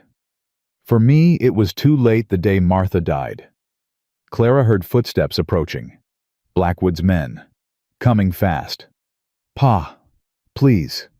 If you ever loved me, if you ever loved Ma, do the right thing. Just this once." Ezra stared at her. For a moment, just a moment, she saw something in his eyes. Something that might have been the father she'd known before grief and whiskey had hollowed him out. Then it was gone. "I'm sorry," he whispered. He turned and walked toward the sound of the approaching men, the papers still in his hand. Clara watched him go, watched him disappear around the corner, watched her last hope vanish with him. Then she ran for the horses. She mounted up alone, tears streaming down her face, and rode hard for the hills. Behind her, Elkhorn grew small, then smaller, then disappeared entirely. She didn't know if Caleb was alive or dead. Didn't know what had happened to Whitfield and his family. Didn't know if anything they'd done had mattered at all. All she knew was that she was alone again, and the darkness was closing in. Clara rode until the horse couldn't run anymore. She didn't know where she was going, just away, just anywhere that wasn't Elkhorn, anywhere that wasn't the alley where her father had betrayed her for the last time. The sun set and rose again, and still she kept moving, stopping only when exhaustion finally pulled her from the saddle. She made camp in a shallow cave, barely more than an overhang of rock, and sat with her arms wrapped around her knees, shivering despite the small fire she'd managed to build. The night was cold and empty, and impossibly quiet. Caleb was probably dead. Whitfield and his family, too. And the evidence, the only thing that could bring Blackwood down, was in her father's hands, which meant it was in Blackwood's hands, which meant it was gone. She had nothing left. No plan. No hope. No one. Clara pressed her face against her knees and cried. Cried for Caleb, for the future they'd never have. Cried for Whitfield's children who'd probably watched their father die. Cried for herself, for the girl she'd been before the blizzard, before the fence post, before any of this had started. She cried until there were no tears left. Then she sat in the silence and waited for morning. It came slowly, gray and cold, the sun hidden behind thick clouds. Clara forced herself to eat some of the dried meat from her saddlebag, though it tasted like nothing. She forced herself to check on the horse to make sure it was fed and watered. She forced herself to think. What now? Where could she go? Helena was still days away, and without evidence, without witnesses. What was the point? The territorial marshal would never believe her word against Blackwood's money and connections. She could run. Head for California or Oregon, or anywhere that wasn't Montana territory. Start over. Build a new life under a new name. Forget everything that had happened. But even as she thought it, she knew she couldn't. Running meant Blackwood won. Running meant Caleb died for nothing. Running meant she was still that scared girl tied to a fence post, choosing survival over dignity. She'd promised herself she was done running. Clara mounted her horse and turned toward Helena. The journey took 3 days. She traveled carefully, avoiding main roads, watching for Blackwood's men. She saw no one. Either they'd given up the chase, or they were confident she posed no threat without the evidence. Either way, she kept moving. Helena appeared on the 4th morning, spread out in a valley between snow-capped mountains. It was bigger than Clara had expected, a proper city with brick buildings and paved streets and people everywhere. She felt small and out of place as she rode in her borrowed clothes, dirty, her face gaunt from days of hard travel. The territorial marshal's office was near the center of town, a solid stone building with an American flag flying from its roof. Clara tied her horse outside and stood on the steps for a long moment, gathering her courage. She had no evidence, no witnesses, nothing but her word and her scars. It would have to be enough. She pushed open the door. The man behind the desk looked up as she entered. He was in his 50s, gray-bearded with a stern face and sharp eyes. A badge gleamed on his chest. "Help you, miss. Are you the territorial marshal?" "Deputy Marshal William Hartley. Marshal Dawson's in Butte on business. Won't be back for a week." He studied her face. "You look like you've come a long way, and you look like you've got trouble." "I've got worse than trouble. I've got a story, and I need someone to believe it." Hartley gestured to the chair across from his desk. "Sit. Talk. I'm listening." Clara sat, and she talked. She told him everything. Her father, the debt, Blackwood, the fence post and the blizzard, Caleb finding her, saving her, protecting her, the attack on his cabin, the chase through the mountains, Whitfield and the evidence, the confrontation in Elkhorn. When she finished, Hartley was quiet for a long moment. His expression was unreadable. "That's quite a story," he said finally. "It's the truth." "I believe you. Problem is, believing ain't the same as proving." Without that evidence, the doc gathered without witnesses, willing to testify, all I've got is one woman's word against the richest man in the territory. "So that's it. Blackwood wins." "I didn't say that." Hartley leaned back in his chair. "There's been rumors about Blackwood for years.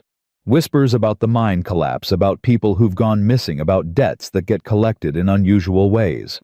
I've been waiting for something solid, someone willing to come forward. I'm coming forward. You are. But you're also one girl barely 20, with a story that sounds almost too terrible to be true. A good lawyer would tear you apart in court." Clara felt the hope she'd been building start to crumble. "Then what do I do?" "You wait. You stay here where Blackwood can't reach you, and you wait. If there are other witnesses out there, other people who've been hurt by that man, they might come forward. Once word gets out that someone's finally fighting back. And if they don't, then we've got a harder road ahead, but we've still got a road." Hartley stood and extended his hand. "You're brave, Miss Weston. Braver than most men I know. Whatever happens, I want you to remember that." Clara shook his hand. "Thank you." "Don't thank me yet. We've got a long way to go." She found lodging at a boarding house near the edge of town, paying for a week with the coins Mrs. Crawford had given her. The room was small but clean, and after days of sleeping on the ground, the narrow bed felt like paradise. She slept for 14 hours straight. When she woke, it was to the sound of shouting in the street below. Clara went to the window and looked out. A crowd had gathered around something. Someone and more people were streaming out of buildings to see what the commotion was about. Clara pulled on her boots and ran downstairs. She pushed through the crowd, heart pounding, not sure what she expected to find. Not sure what she hoped for. Then she saw him. Caleb Thornwood sat slumped on a horse. His face bruised, his clothes, torn, dried blood crusted on his shirt. But he was alive. Alive and riding into Helena like some kind of ghost. And he wasn't alone. Behind him, hands bound, rode Silas Blackwood. Clara stopped breathing. Caleb's eyes found hers through the crowd. A smile crossed his battered face. "Clara!" She ran, pushed through the last of the crowd, and grabbed his hand as he slid off the horse, half catching him as his legs gave out. "You're alive! You're alive! I thought—" "Takes more than a few of Blackwood's boys to kill me." He winced as she helped him straighten. "Though they gave it a good try." "How did you— what happened? How is he?" "Long story. Tell you everything once I'm not about to fall over." He looked at Blackwood, who sat rigid on his horse, his face a mask of cold fury. "But first, I believe the deputy marshal might want to have a word with this gentleman."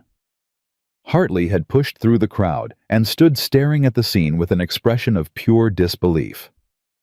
"Is that who I think it is? Silas Blackwood, wanted for attempted murder, arson, kidnapping, and about a dozen other things I can list once I get some water and a place to sit down. How in God's name did you— Like I said, long story.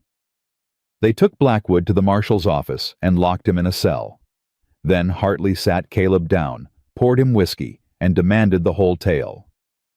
Clara listened her hand, never leaving Caleb's as he told it. After she'd fled, Elkhorn Blackwood's men had beaten him badly trying to find out where she'd gone.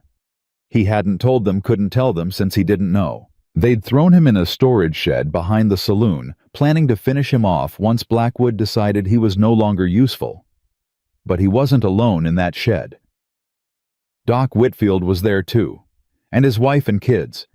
Blackwood was holding them hostage, figuring he could use them as leverage if anyone tried to make trouble. What happened? I got talking to the doc. Told him about you, about what we were trying to do. He told me about what he'd seen after the mine collapse, about the evidence he'd gathered. We started making a plan. A plan? You were locked in a shed. Locked, not guarded. Blackwood was arrogant. Figured we were too beaten down to cause trouble. Caleb smiled grimly. He figured wrong. They'd waited until nightfall, then worked loose a board in the back wall. Caleb's hands were raw from the effort and slipped out into the darkness. They'd freed the Whitfield family first, sent them running toward Henrik and Marta's farm. Then, Caleb had done something stupid. I went back for Blackwood. You did what? I went back for Blackwood. Figured if I could take him, really take him, the whole thing would fall apart. His men are loyal to his money, not to him. Without him giving orders, they'd scatter. That's insane. Yeah, well, I was angry. He'd found Blackwood in his study, going through the papers Ezra had given him Whitfield's evidence. The man had been so focused on what he was reading that he hadn't heard Caleb come in. Hit him over the head with a poker, tied him up, took the papers. You've got the evidence? In my saddlebag, all of it. Hartley was on his feet in an instant. He retrieved the saddlebag, spread the papers across his desk, and began reading. His expression grew grimmer with every page. This is it, he said finally. This is everything we need. Medical reports, photographs, the doc's personal notes. Blackwood's finished. Clara felt something release in her chest. Relief, joy, disbelief that it was really over. What happens now? She asked. Now we wire every newspaper in the territory. Now we notify the federal authorities. Now Silas Blackwood faces trial for his crimes, and this time there's no buying his way out. And my father, Ezra Weston. Hartley hesitated. He's named in these documents. Complicit in the attempt on your life. If we find him, he's dead? Everyone turned. Caleb's voice was quiet, gentle. I found him on the road out of Elkhorn. Blackwood's men caught up with him. I reckon they figured he knew too much, or maybe Blackwood was just tying up loose ends. He met Clara's eyes. I'm sorry. Clara absorbed this, waited for the grief to hit the anger, the betrayal. But all she felt was tired. Tired and sad, and strangely hollow. He made his choices, she said finally, right up until the end. Clara. He sold me to a monster, left me to die in a blizzard, gave up the one thing that could have made it right. She took a deep breath. But he was still my pa, and I don't reckon I'll ever stop wishing he'd been different. Caleb squeezed her hand. That's all right. You don't have to stop wishing. The trial happened 3 weeks later after the roads had cleared and word had spread across the territory. People came from everywhere. Miners who'd lost friends in the collapse, merchants who'd been squeezed by Blackwood's monopolies, families who'd been torn apart by his cruelty. They filled the courthouse and spilled out into the street, all of them wanting to see justice finally done. Clara testified, told her story again, this time in front of a judge and jury and the man who'd tried to destroy her. Blackwood stared at her the whole time, his eyes cold and hateful, but she didn't look away, didn't flinch, didn't give him the satisfaction. When she was done, the courtroom was silent. The judge dismissed her, and she walked back to her seat beside Caleb. You did good, he whispered. I just told the truth. Sometimes that's the hardest thing of all. Doc Whitfield testified too, laid out the evidence piece by piece, explaining how the mine collapse had been sabotaged, how the support beams had been deliberately weakened, how 8 men had died because Silas Blackwood cared more about profits than lives. The jury deliberated for less than an hour. Guilty on all counts. The courtroom erupted. People cheered, cried, embraced each other. Clara sat very still, feeling the weight of the moment settle over her. It was over. It was really finally over. Blackwood was led away in chains, his face a mask of disbelief and rage. As he passed Clara's seat, he stopped. "You think you've won," he said quietly. "You think this changes anything. But there will always be men like me, always someone willing to take what they want regardless of the cost." Clara met his eyes. "Maybe. But there will also always be people like me. People who won't bow down. People who fight back. And eventually the fighters always win." Blackwood's lip curled. Naive.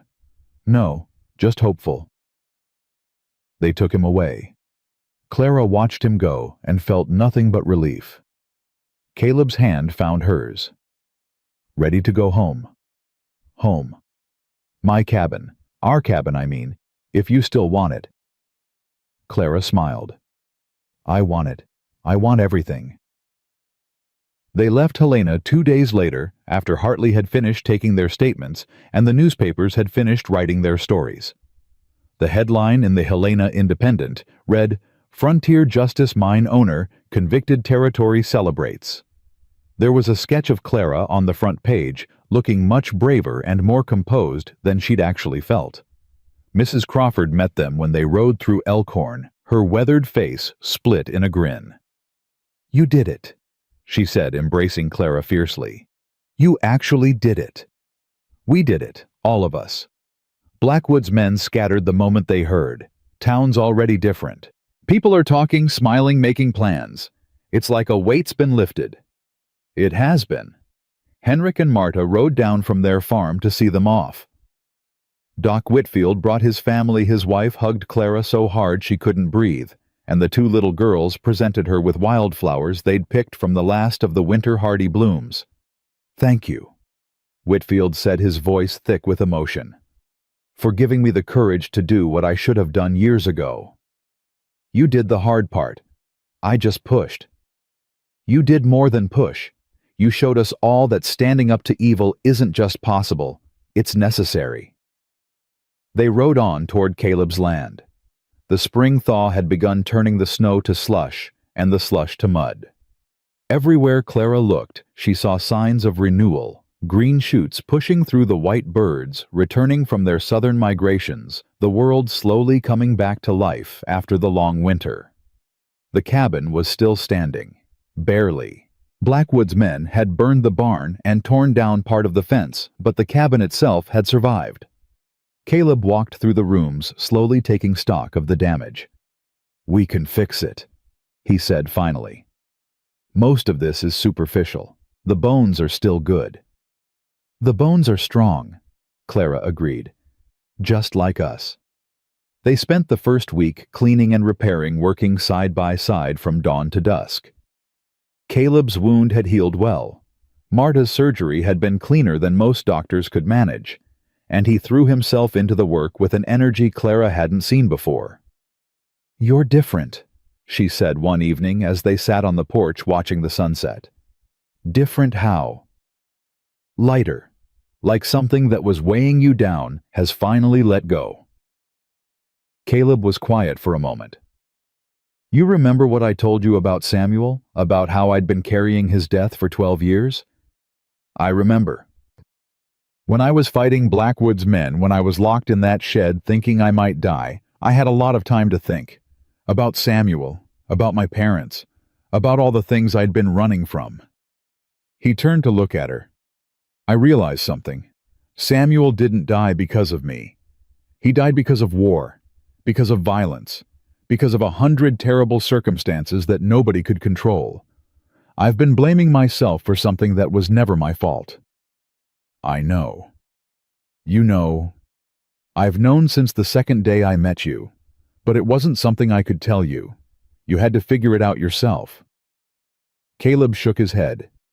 How'd you get so wise, Clara Weston? I had a good teacher.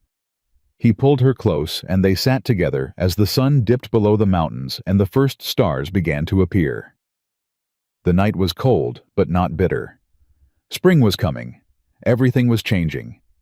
They were married in May under the big pine tree where Samuel's ashes rested. Henrik performed the ceremony he'd been ordained years ago, though he rarely mentioned it, and Marta, Mrs. Crawford, and the Whitfield family served as witnesses. Clara wore a dress she'd sewn herself, simple and white, with wild flowers woven into her hair. Caleb wore his best clothes, cleaned and pressed, and he couldn't stop smiling. Do you, Caleb Thornwood, take this woman to be your wife? I do. Do you, Clara Weston, take this man to be your husband? I do. Then by the power vested in me, I pronounce you man and wife. You may kiss the bride. Caleb kissed her softly, tenderly, while their small gathering cheered and the spring breeze stirred the branches above them. I love you, Mrs. Thornwood, he murmured against her lips. I love you too, Mr. Thornwood. They celebrated with a dinner that lasted until well past midnight, with food and music and laughter and stories. Clara danced with Caleb, with Henrik, with Doc Whitfield, with anyone who asked. She felt light, free, happy in a way she'd never known happiness could feel. When the last guest had gone and the cabin was quiet, Clara stood at the bedroom window, looking out at the land that was now hers, theirs. The mountains rose dark against the star-filled sky, and the wind whispered through the new leaves on the trees. Caleb came up behind her and wrapped his arms around her waist. What are you thinking about? Everything, nothing, the past, the future. She leaned back against him. I'm thinking about how different my life is now compared to 6 months ago. How different I am. You're not that different. I am, though. 6 months ago, I was a scared girl tied to a fence post waiting to die. Now I'm... She struggled to find the right words. Now I'm someone who fought back. Someone who won. Someone who gets to choose her own future. And what future do you choose? Clara turned in his arms facing him. This one. Here. With you. Building something together day by day, year by year. Growing old on this land. Raising children. Being happy. That's a lot of future. I've got a lot of time to fill. He kissed her forehead, her cheeks, her lips. Then let's get started. Summer came and went. Fall painted the hills in gold and crimson. Another winter arrived, gentler than the last, and Clara welcomed it without fear. She'd learned to love the silence of the snow, the way it covered everything in white, and gave the world a chance to rest. In January, she told Caleb she was pregnant. He didn't say anything at first, just stared at her like she'd spoken in a foreign language. Did you hear me? I said I'm... He swept her up in his arms and spun her around, laughing, crying both at once. I heard you. I just needed a minute to believe it. And do you believe it? I believe everything when it comes to you, Clara Thornwood. I believe in miracles. Their daughter was born the following September on a warm afternoon when the leaves were just beginning to turn. They named her Martha after Clara's mother, and she had Clara's dark hair and Caleb's blue eyes and a cry that could wake the dead. Clara held her daughter in her arms and felt a love so fierce it terrified her. This was what she'd been fighting for. This was what she'd almost died for. This tiny, perfect creature who'd never know what it felt like to be abandoned, to be sold, to be left in the cold, to die. She's beautiful, Caleb said, his voice hushed with wonder. She's ours. She's ours. Clara looked at her husband, at her daughter, at the cabin that had become a home, and the land that had become a life. She thought about her mother, who'd made her promise to survive. She thought about her father, who'd lost his way and never found it again. She thought about Samuel, who'd followed his brother into war and never came home. She thought about all the pain and loss and fear that had led her here to this moment, to this perfect, impossible happiness. Thank you, she whispered. Caleb looked at her. For what? For cutting me down. For bringing me inside. For believing I was worth saving when I didn't believe it myself. Clara. Let me finish. She reached up and touched his face. I spent 19 years thinking I was worthless, thinking I was a burden, thinking the world would be better off without me. And then you came along, and you showed me I was wrong. You showed me I had value. You showed me I was worth fighting for. You showed me the same thing. Before you, I was just existing, going through the motions, waiting to die without actually living. You woke me up. You gave me a reason to keep going. Then I guess we saved each other. I guess we did. Clara leaned her head against his shoulder and watched their daughter sleep. Outside, the autumn sun was setting, painting the sky in shades of orange and pink. Inside, the fire crackled and the cabin was warm and everything was exactly as it should be. She'd been abandoned and abused. She'd been left to die in a blizzard by the one person who should have protected her. She'd been hunted and shot at and forced to run for her life. But she'd survived, more than survived. She'd found love and family and a place to belong. She'd built something beautiful out of the ashes of her past. And that in the end was what mattered. Not the pain, not the fear, not the darkness she'd come through. What mattered was the light on the other side. Clara closed her eyes and smiled. She was home. She was loved. She was free. And nothing, not the winter winds, not the cruelty of men, not all the darkness in the world, could ever take that away from her. The lonely cowboy had found his purpose. The abandoned girl had found her worth. And together they had built a life that would last for generations. That was their story. That was their truth. That was their forever.